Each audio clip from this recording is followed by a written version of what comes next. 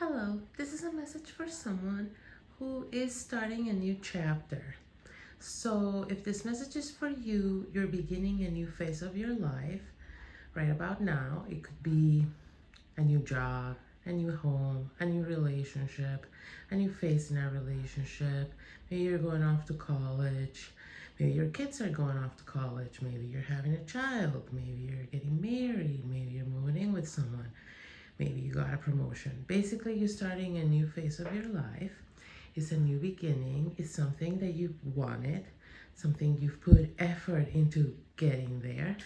And as you get closer to the moment of truth of this turning point, so say you're going off to college as you're getting closer to move-in date, say you're getting a new job as you're closing off your old responsibilities and the new day approaches for the new job, you're starting to get cold feet and it's freaking you out because what started as doubts and second guessing, as you get closer to the date, you're starting to feel panicked and sort of almost trapped, like, why did I get myself into this? Maybe this won't be as good as I thought it was going to be. And you're starting to become overwhelmed by thoughts of worst case scenarios.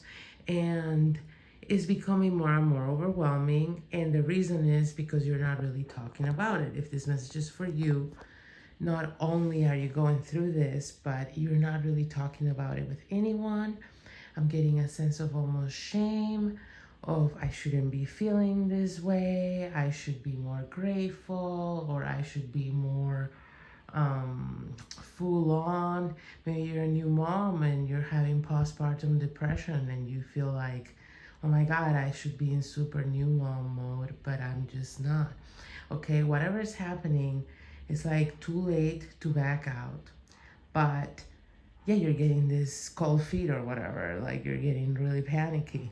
So the message coming through, if you've been resonating, is that you are a person who has a pattern of self-sabotaging good things when they happen to you, okay? You may or may not have fully realized this is what I'm getting. Maybe you sort of know you do that, but you haven't dug deep into this work of figuring out why or figuring out how it happens and how to catch it and when to stop it, etc., how to stop it.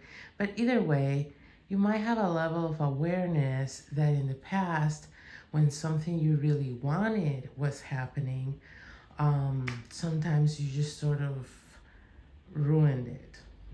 Okay, so if this message is for you, there's at least one to three things in your past you can remember that you really, really wanted, and somehow, looking back, you realize that you kind of sabotaged them, okay?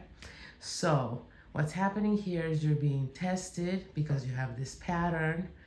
You don't have a history, if this message is for you, of passing this test. So in the past, in these examples that I've guided you to think about from your past, lie the clues as to why you didn't pass these tests. You're going to get a very similar test at those times.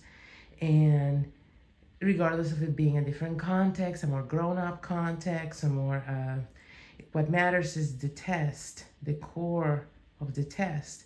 So if you're able to do some journaling and figure out what are these hang-ups, what are these trigger points that cause you to self-sabotage, and you sort of reverse engineer how this whole thing happens, you will be able to troubleshoot this situation more graciously than past times and hopefully not completely ruin it for yourself.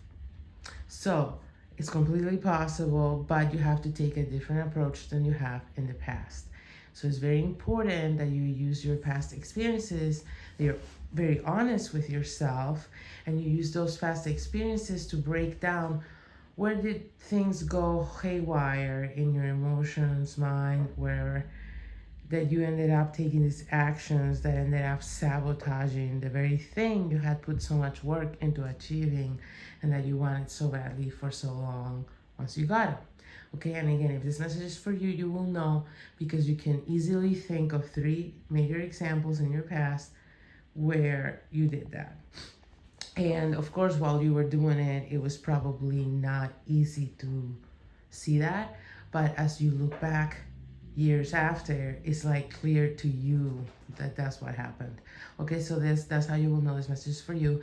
And the major clue I have for you here in this shadow work, inner work that you have to do in order to overcome this pattern is, as much as there's a reason why you do this, since you're kind of in a time crunch, I wouldn't focus too much on the whys.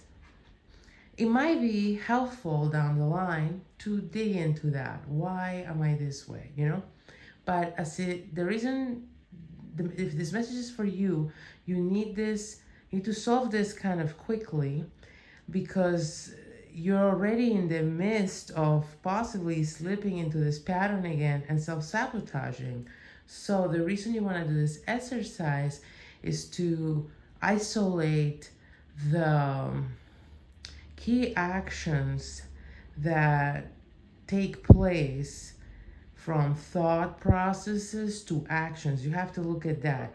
What am I feeling? What am I thinking? And what actions does it lead me to take? Okay? And this is regardless of your supposed intentions, because I'm sure you don't want to self-sabotage. And so a lot of times when people are caught up in self-sabotaging patterns, they're also caught up in denials where they have trouble owning up to their behavior. But if you're not able to own up to it, even just in the privacy of your own journal, then you can't really fix it.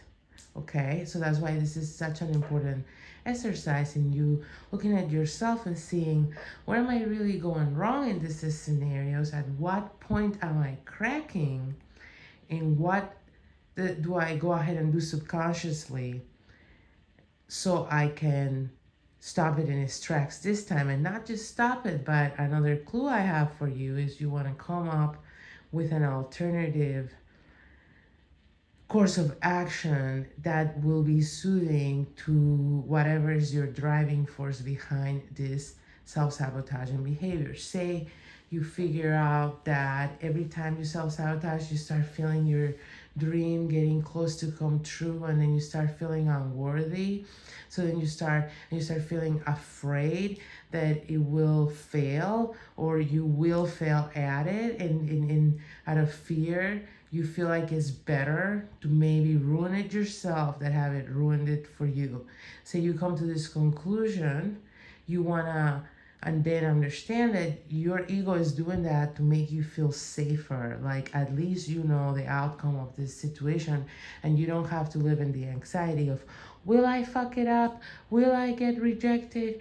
Will I do terrible? Will I fail? Instead, you're sabotaging the whole thing, so you have a sense of control and safety of, well, it didn't work because of me, okay?